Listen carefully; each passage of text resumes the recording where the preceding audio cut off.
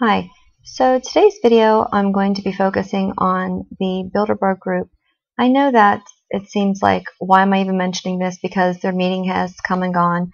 June in Virginia was their meeting, and it seems like, how is that relevant now while everyone's really focused on these other current events which seem pertinent? But you see, it is pertinent. It's pertinent because when we're looking at having to trust our President of the United States, and when we look at who's running the world, when we talk about the deep state, and we talk about what's going on today, it all kind of goes back to the foundation of who is in charge, who's pulling the strings, who's cashing the paychecks, who's talking to who. Okay? Even when it comes down, yes, it even ties into the events that transpired in Vegas, because it is it's an agenda. Okay? It's an agenda. They're not mutually exclusive occurrences. As always, there will be lots of links in the description box, so please see that. And I guess, just in brief, you all probably know a lot about the Bilderberg group. In case you don't, this is a group held annually, a group of people, 80 generally, of the most wealthiest, prominent people around the world, who gather to really kind of make decisions about what's going on in the world. According to committee rules, this is just to give you an idea of how these are constructed, okay? The invited guests must come alone, and you have to be invited to go. No wives, girlfriends, husbands, or boyfriends. Personal assistants, meaning no security, bodyguards, CIA, or other Secret Service protectors. I guess they mean in addition to the ones that are asked or invited. So they cannot attend the conference, and they must eat in a separate hall. So I guess if anyone does come, like your chauffeur. Also, the guests are explicitly forbidden from giving interviews to journalists or divulging anything that goes on in meetings. Host governments provide overall security to keep outsiders away. 1/3 of the attendees are political figures. The other are from industry, finance, academia, labor, and communications. Communications. Boy, all of those really, they intertwine all so nicely, don't they? Industry, finance, academia, labor, and communications. The meeting procedures are by the Chatham House rules, letting attendees freely express their views in a relaxed atmosphere, knowing nothing said will be quoted or revealed to the public. So the meetings are always frank, but do not include a general consensus. So the real important people go and talk about real important things, and the taxpayers who are, paying for our politicians to attend. Oh yes, and our politicians are attending. This year they did. Link in the description box to some of the names, and I'm only going to highlight 3 on this part. We'll consider this part 1, but I have all of the names there. I'm just going to go from alphabetical order. That way I know I won't skip anybody. They're not necessarily in the order of importance.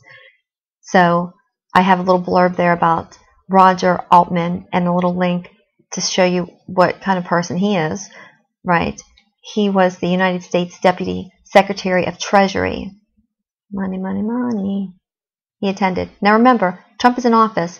Trump is now the President of the United States, and this meeting is transpiring in Virginia in June.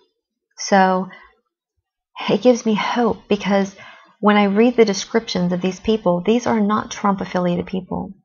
These are not people that Trump has control over or that he's maneuvering. And I know that might be like a shitty reason for some of you to think that, to have hope in Trump, but it's something.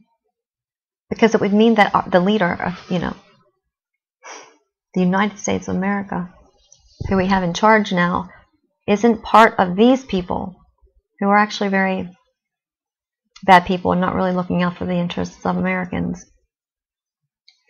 Interesting thing about Mr. Altman, yeah, well, he's tied to having Podesta, pedophile Podesta, name him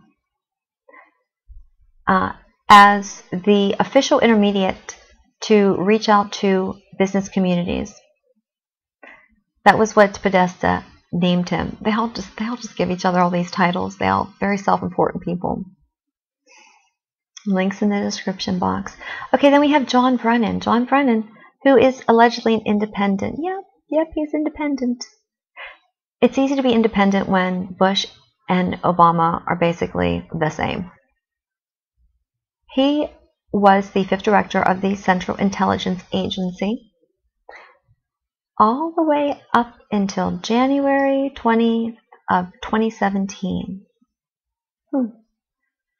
See, you can see the shift. Everyone's like, well, you know, drain the swamp, and we don't see it happening because we have some people up there, the cake toppers, I call them, up there that we keep looking at. So it's easy to say, well, why don't you drain the swamp, drain the swamp? Now, Mike Pompeo, I'm not going to get into him. I'm not going to talk about that right now, but you know, some people might say that he's the same or worse. I'm not going to speculate on that right here. All I'm saying is that Brennan was removed. He's done. The highlight, though, and where I'll end, is the position of the Deputy Assistant Secretary of Defense for Nuclear and Missile Defense Policy. Why is this important? Well, this is important because, you know, the Bilderbergs invite people who are important to and relevant to current events. I would think that North Korea is relevant to current events.